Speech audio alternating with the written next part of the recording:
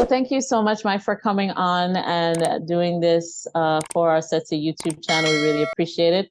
We're all in the game and the business of changing lives and creating the social impact for people and really bringing about change that's so needed, right? So thank you so much for doing this for us and coming on. Yeah, it's a privilege and honor. I'm a fan, so I'm excited to be here. Awesome. So, as always, we begin our sessions by acknowledging the original stewards of the various lands that we are on. We acknowledge all our ancestors. We acknowledge all those who toiled without compassion or compensation. We acknowledge all the elders and community stalwarts whose shoulders we stand on as we build, share, learn together for our collective liberation and sovereignty. So, if you can please do us the honors by introducing yourself to our listeners and viewers and let us know about your remarkable work. Yeah, no, thanks, and thanks for that. My name's Mike. For those who don't know me, I've been my story started as many do, well before I was maybe in the sort of charitable space or social impact space. I just was just personally affected by an issue that really transformed my life. And for me, that was mental health and mental illness in my family. And my mom, when I was about 5 years old, was struggling a lot with her mental health. And as a young person, seeing her go through this was very confusing, very challenging. You don't really know what's going on as a young person in many cases. Now, obviously, I can reflect back, but around the time I became a teenager, I was exposed to hip hop and the hip hop community, specifically breaking, or as the public knows it as breakdancing, or the Olympics as breaking now. I got exposed to breaking, and it just became a huge part of my life. It became like an outlet for all the stress that I had that I bottled up inside. It became a community for me that I'm so grateful to still be part of today. And it was just like a voice for, all the things that I couldn't really express. So yeah, hip hop had a huge impact on my life, and that brought me to doing something about it and trying to share that passion with others. So I created a charity that in high school as just like an idea to use hip hop to essentially get to young people who need it most, who may not be familiar with the power that it has. Um, and yeah, I got to travel the world, battle, my crew. We got to really represent, and I still do that today, almost in my 40s, believe it or not. But yeah, so we started this organization, this charity called Unity. After about 15 years of founding and growing this thing, I left because I didn't want to be like my mentors who kind of stuck around too long. I realize everyone has an expiry date, but most people don't see it. Uh, so I decided to leave, but around the time I was sort of feeling that expiry date and also burning out from this overworked, broken nonprofit industrial complex system that we somewhat perpetuate. And I left, and I'm not involved. I haven't been involved for 66 years. Sorry, that's 60 years. I haven't been involved for 6 years. And since then, I just focused on, poking the sector and trying to make parts of it better because I think it's pretty broken, the nonprofit and charitable sector. And I think there are things we can do about it. So that's my new chapter is through Epic Leadership, which is just like a social enterprise, as I know you all focus on very much with this work, to help nonprofit leaders thrive in their work because it's not set up to allow them to do so. So I could tell you more about that as we discuss, but that's kind of my trajectory, my journey. So B-boy at heart, but nonprofit sector leader, I guess I've become sort of labeled as these days. Amazing, absolutely amazing. Yeah, I think I was a B girl at one point, but I didn't do any breakdancing. I wouldn't even try it, but I can imagine. That's amazing. That's really good. Um, And how would you articulate your mission and vision?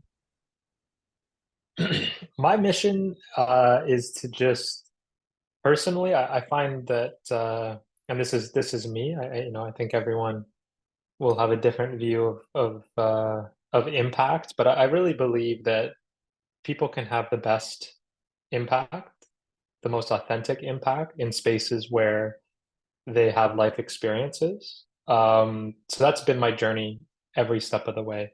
The mental health issue that was so sort of important and challenging in my life, I wanted to do something about that.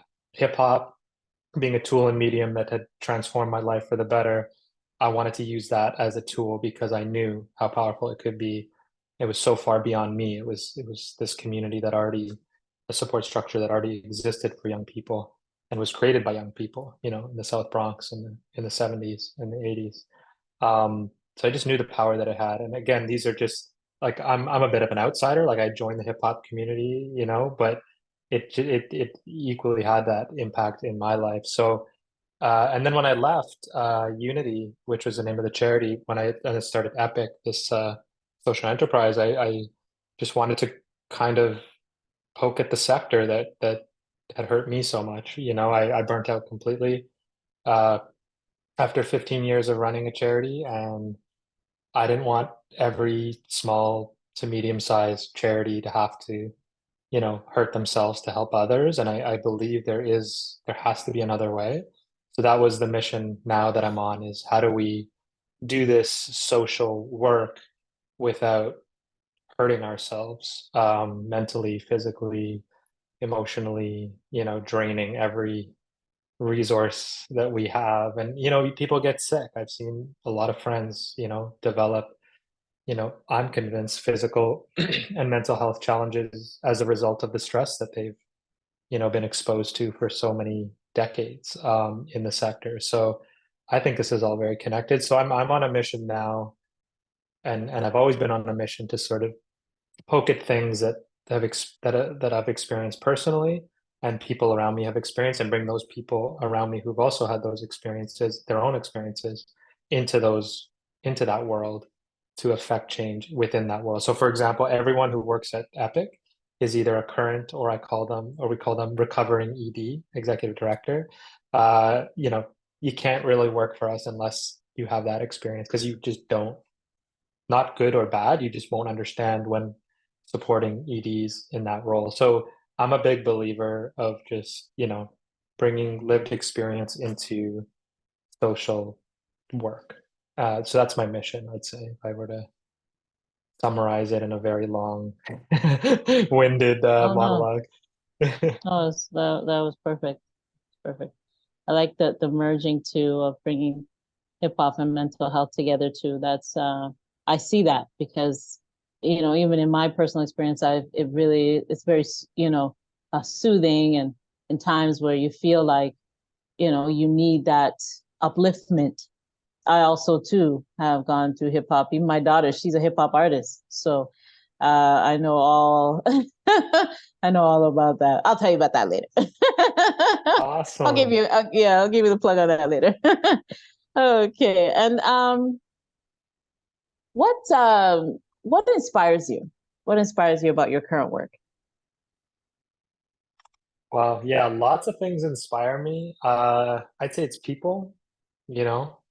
I really love connecting with and working with people. I think that's the purpose of this work and the fuel behind it. I'm just always taken aback by how much people put into the work in the social sector. I meet lots of people in who have been in the corporate world their whole life, and there's just something about the nonprofit, charitable, social enterprise sector that is, people are just motivated, in different ways than I've seen, and I'm generalizing, but and I don't think it's true for all, to be honest.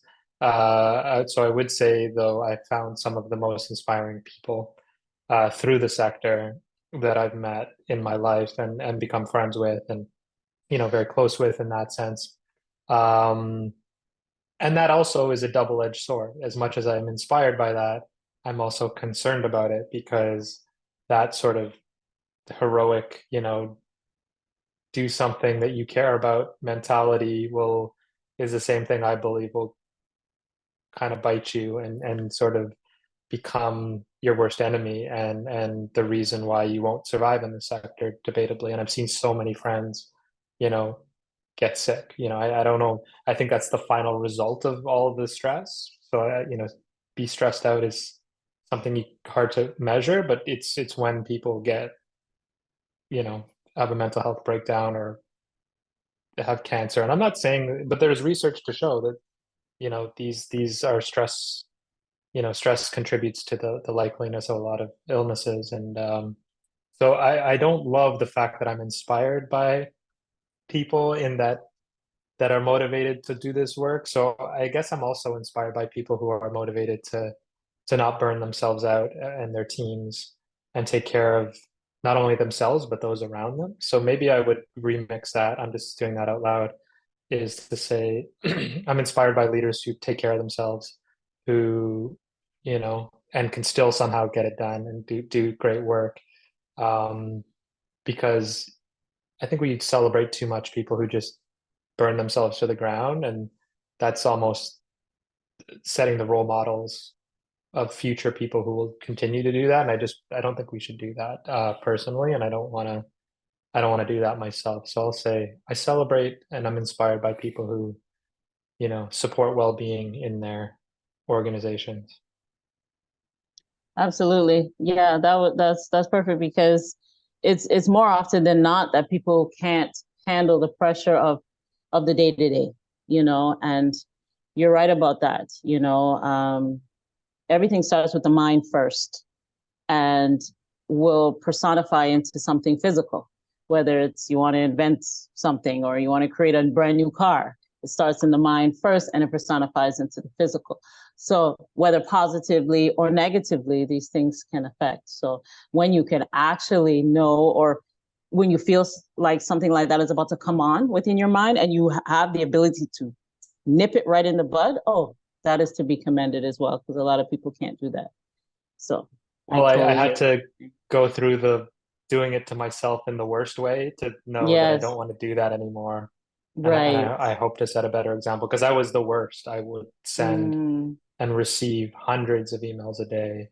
Like mm. at the end of my time, 15 years, I'd calculated that I would send 120 emails on average a day. And it was just like, I'd have 12 meetings a day. Like, it was just like, why am I doing this to myself? And I really Yes. did. I had my own mental health sort of breakdown towards the end of it. And I couldn't get out of bed. And it was weeks of just, I developed anxiety, and I'm like, why am I doing this to myself? So there was a kind of a critical moment where I said, I can't and shouldn't do this anymore, unfortunately. Yeah. But I wish I had the foresight that I just said it as though I knew that before, which I just want to be clear, I did not know that until Right. I sort of hit a wall, to be Hit a honest. wall.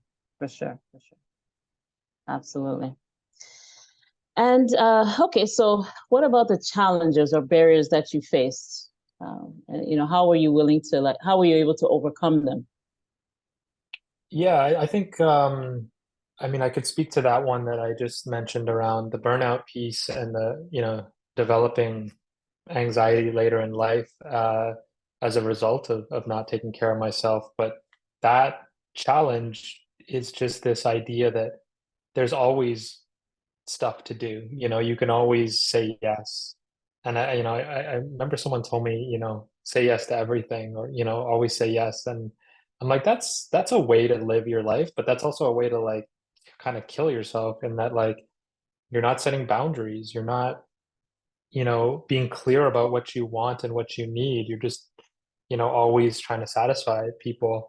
And then when it comes to, like, even accepting funding, like, strings are attached. Even with the unrestricted funding, there's still expectations.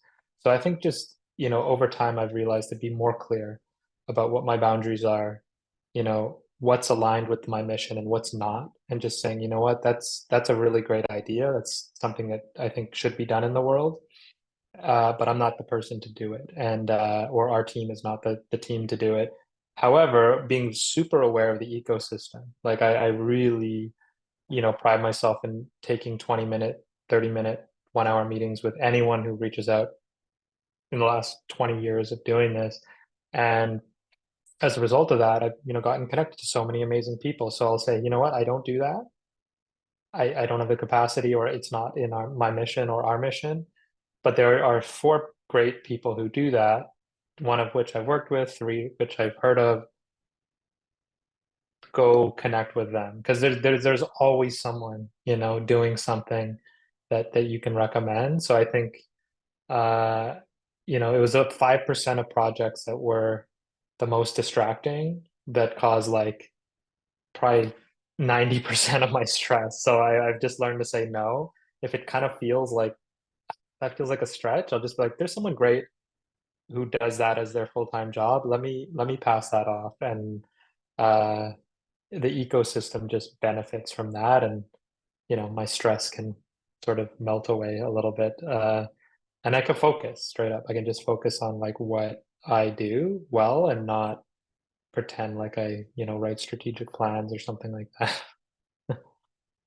Oh, exactly. I mean, saying yes all the time, oh, I couldn't, and that's something you learn over time. You want to please, you want to be able to do, we all, wish to have that extra superhero ability, but really at the end of the day, when you sit down and kind of analyze yourself, analyze your mental health, analyze your stress levels and everything else that's going on, you're like, no, but man, when I said no, actually, I felt okay.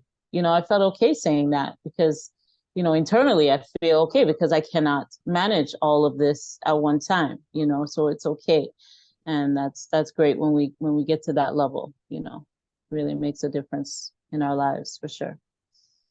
And how do you feel about the future of social impact in Canada? It's interesting. I was speaking to someone right before this about almost this exact topic. Someone that's helped me a lot over the years. They helped develop our theory of change when we worked at Unity. Her name is, I'll shout her out just because she's awesome. Robin Corey. And she we were talking just about this, and something that I really believe in um is like this collective way of working is, we try to solve big issues in isolation, and we try to affect change through individual organizations, because sometimes that's how it's funded, and we're motivated to do so because of the funding. But I do really believe that we need to partner and work together and have more conversations with people and just collaborate more seamlessly and more with less ego, because I think it really prevents us from doing,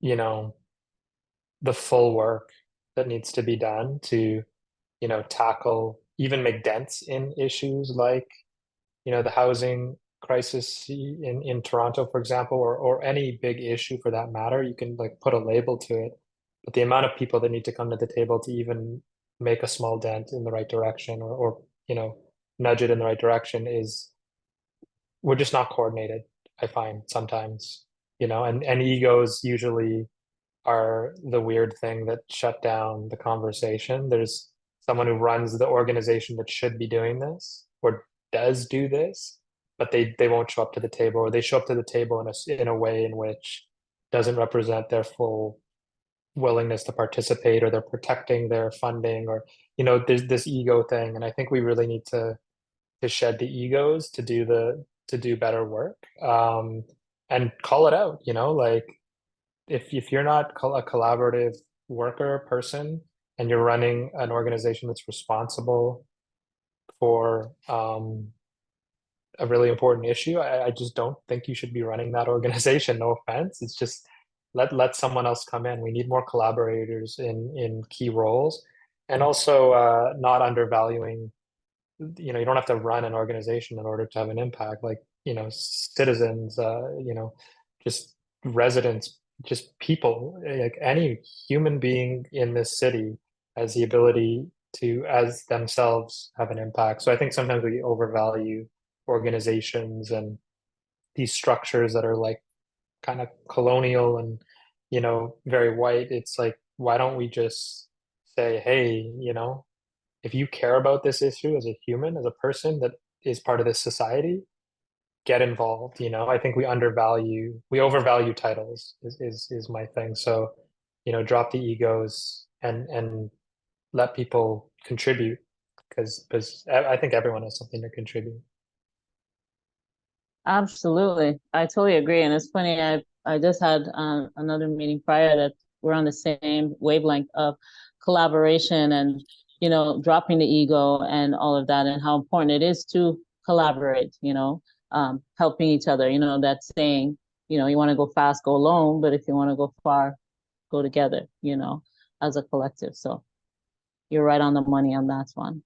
And what is your ultimate goal and what does success look like for you and colleagues? And please if, put in your book that you wrote with this question, your ultimate goal and what does success look like to you? If it fits, if it doesn't, we can do it after.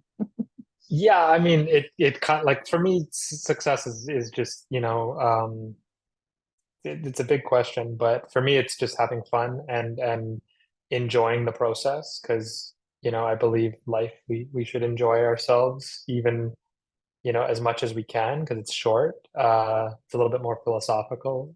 And I think we'll do better work if we're enjoying ourselves. It's this weird cycle. Like if you have fun and make it fun, then other people will have fun and want to be there. So it'll be easier to work with people. It's just like this weird thing where we think we need to be serious all the time, but I actually believe fun is the sort of recipe for us doing better work, period, all the time and making, those blends between work and life a little bit less, sharp and rigid. And I'll do the little book plug, but like that is really all the philosophies we've been talking about is something that when the pandemic hit and I left Unity and started the social enterprise Epic, I did write sort of this book, which is focused on having a more responsible impact. And I say more because, it's subjective of what responsible even means.